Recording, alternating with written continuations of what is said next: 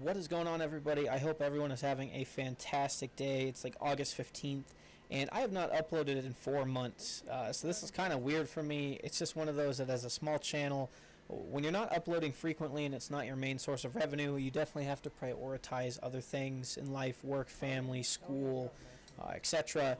And obviously, with Destiny 2 coming out, I plan on uploading a lot more. It's just Destiny has become so stale, and I just wanted to play some other games that I haven't played in quite some time, and, you know, that's that. But anyways, today's video isn't really about the PvP aspect of the beta. Aside from it being pretty limited and really not being able to dissect much, especially in the open world part, with everything being blocked off, we know a couple key things that indicate that we're most likely going to receive a kick-ass PvE setup, meaning they put in a lot more time into the cinematics and actually developing a story arc and making it relevant, having a kick-ass enemy in the Red Legion, and having most likely a kick-ass raid coming out. So it's just not something that people need to focus on. Instead, I wanted to take a look at PvP, because in my opinion that's where the biggest changes are coming, and this is where the game will make or break their longevity factor for their fans. So they released 2 game modes with the beta. One was for competitive and one was quick play. Quick play was just control, and the competitive, I'm spacing the actual name of the game mode, but as a longtime COD player, is basically just search and destroy, or a mix of salvage and elimination on this game. So getting into this, we ended up playing on the Endless Veil control, and a few key differences that you note right away is the 4v4 versus 6v6. Now, 4v4, in my opinion, coming from competitive COD, where playing game battles, League, it was always 4v4. I think that this is great for PvP lobbies, especially for a game where abilities and movement can really dictate stuff. You would have games where 6 people could really just dominate people a lot faster. And more importantly, you'd have games, especially near the end of Destiny, where a lot of people would just stop playing or leave the map, and it was really hard to, you know, convince yourself to stay in. I'm definitely going to miss the 6v6 lobbies where you can just put up insane numbers, 40, 50, 60, 70 kills, but I think that this is better overall moving forward. The next thing I want to point out is the supers that were introduced with the beta. Now, each new super was definitely exciting, but I also like the improvements that they made to the original supers. So I ran the Fist of Havoc Titan. That's probably been my biggest go-to class throughout Destiny over the past 3 years, and I really didn't know how similar it would be to Destiny or how much they would improve it, and I was actually really blown away with the actual super itself. I remember popping the Fist of Havoc in the strike and then realizing, oh shit, my guy's still electrified. I should probably run after some of the enemies, and that is super beneficial in PvP.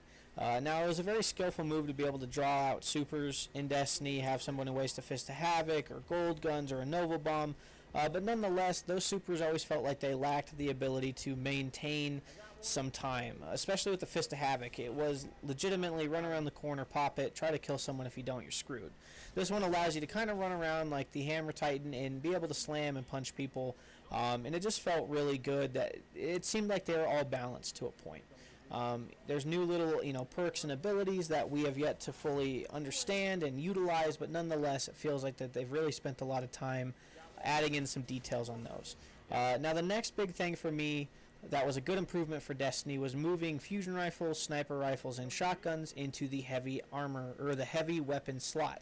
Now, that is a good move for me, because I felt like at times on Destiny, special weapons dictated the play of a game. For big maps, like the European Dead Zone, I'm spacing right now, Widow's Court, it was heavily dictated by scout rifles and snipers, especially before they buffed the special ammos.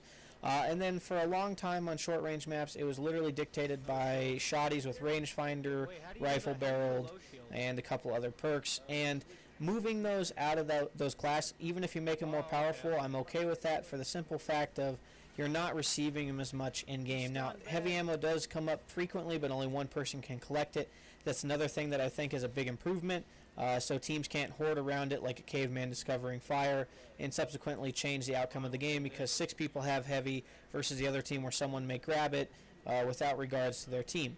Now, my final input for this, and this is something I'm really excited about moving forward, is the dual primary meta that they're introducing with this game. So as you see here, I've been running the pulse rifle, the generic one you got for the Titan, and a submachine gun, because submachine guns are new. I wanted to see how they roll.